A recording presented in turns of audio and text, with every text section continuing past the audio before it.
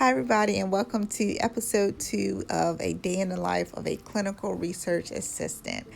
Today, I am really going to take my time and really show you the background of what I do as a clinical research assistant, as well as a refractionist within the therapeutic area of ophthalmology. A little background. Of course, ophthalmology is a practice in regards to eyeglasses specialties such as retina, glaucoma, cataracts, things of that nature. So within my field, I am working in a clinical research study office, and we see retina patients only. So today, since I am located in the satellite office, and even though my title is clinical research assistant, I will be working as a research assistant as well as a refractionist today.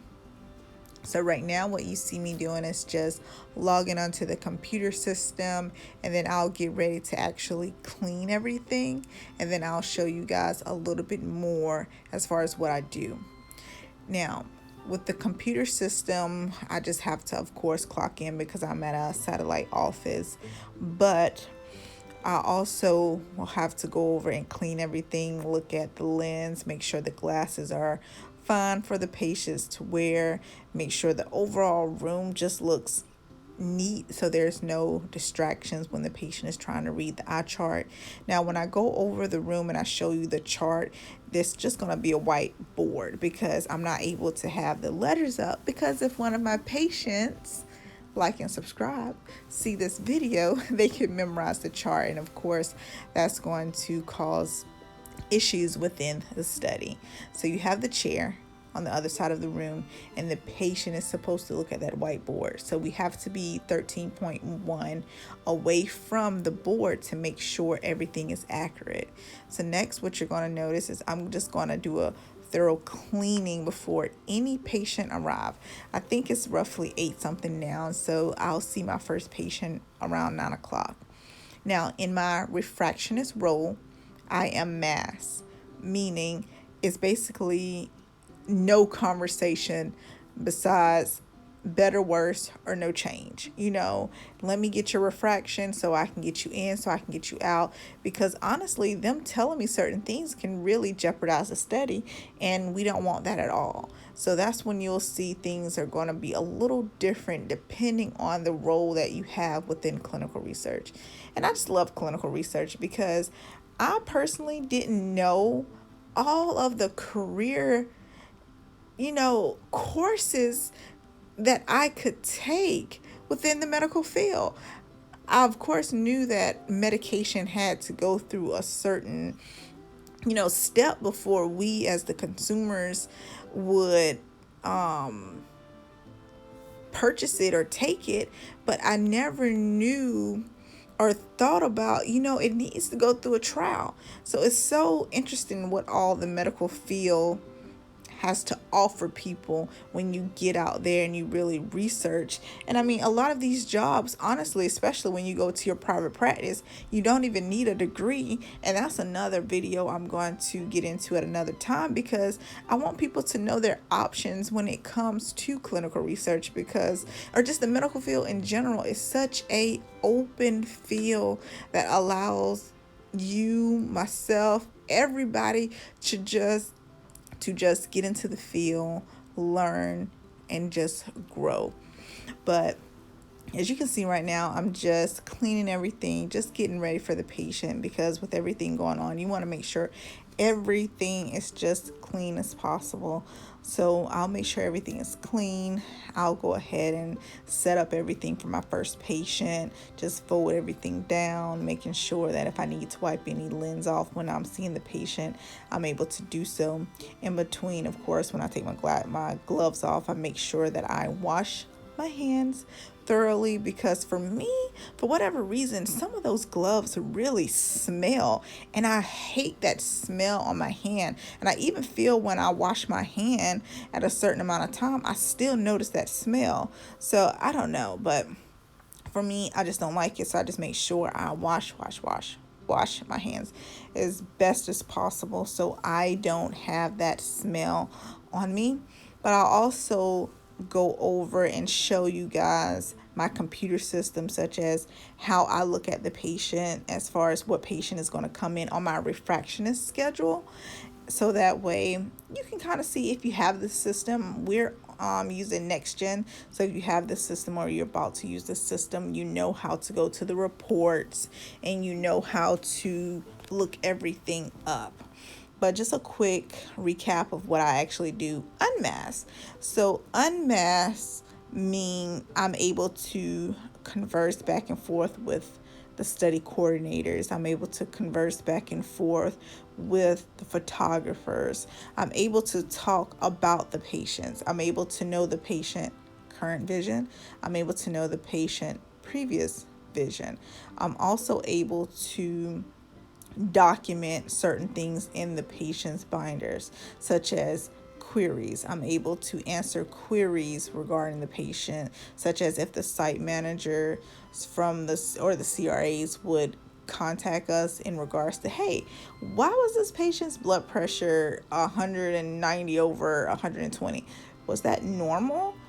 If it was normal, please verify. I'm able to answer those questions. I'm able to have at least a conversation with the patient because I'm unmasked. My role is not as strict as what it would have been in this current position right here that you see me in. What you currently see me in now is a refractionist, meaning I'm not able to do a lot.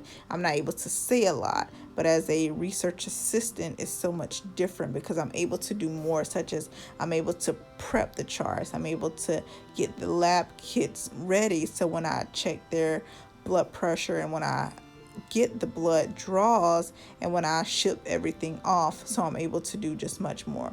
So we're just going to take a brief pause of me talking, and I'm just going to let you guys look and really see kind of, what I do, just sitting down at the computer, just looking over things and getting ready for my day.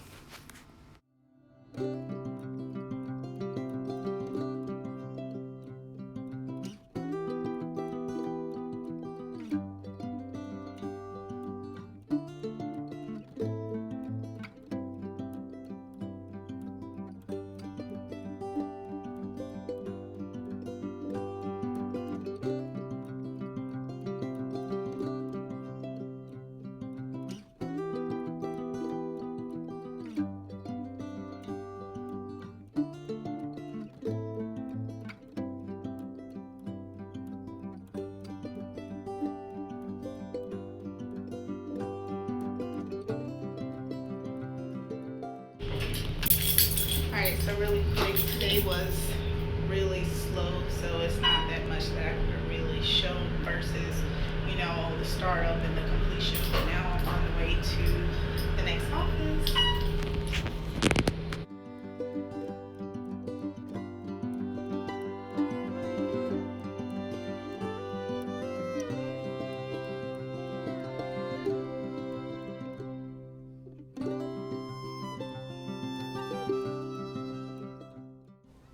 All right, so I'm back in my Columbia office. Right now, what you can see, I'm sitting down at my desk and I'm just going over a particular lab draw for week 40. So as you can see, I have the paperwork. I have to draw a A1C, a PK, and an ADA. Those are the 3 tubes that have to draw the blood inside. Lavender and 2 yellow gold top. One thing I love in particular about Covance studies is telling you right in front of you. There's no guessing. You have a A1C lavender top. Place it to the side. You have a yellow gold top. It's telling you PK, yellow gold top. Place it to the side. Get your next one. Serum ADA. Serum ADA, yellow gold top. Place it to the side. You know what you are drawing. It's no guesswork. You know exactly what you need, and that's so important as a research assistant because you have a lot of elderly patients. You don't want to second guess what you're supposed to draw and not draw exactly what you should, and then the patient have to come back to the office when in retina they're already in the office for 3 or 4 hours at a time. You don't want to inconvenience them to come back. So right now I'm just setting up all 3 tubes. So I have all 3 tubes. Once I have gotten the blood inside the 2 yellow gold tubes as well as the lavender tubes, I will have to spin everything inside of the machine so that way I can separate the blood. So I'll have, of course, the plasma, the serum, and things of that nature. So I'm taking out the serum and I'm placing it into the orange containers. So once I have everything into the orange containers, I will place it inside the freezer and I will let it freeze. Now, as you can see there, it says frozen. So the 2 yellow gold tubes, they need to come back frozen in the orange. Once I take it out of the yellow gold tube and place it in the orange, those need to come back frozen. The lavender will be ambient, meaning do not freeze that one. That one goes back to Covance unfrozen, and so it'll be a separate little area in the box that I have to send everything back. So basically that's just an overview of week 40 of what I would pull. So I just once again wanted to give you guys a little breakdown of the paperwork, the numbers I need to place. You make sure you do the sex, the collection date, the collection time, as well as who is filling out the paperwork. I want to thank everybody so much for episode 2. We have so much more to go. Subscribe, like, and just give me some overall feedback. Thank you all so much.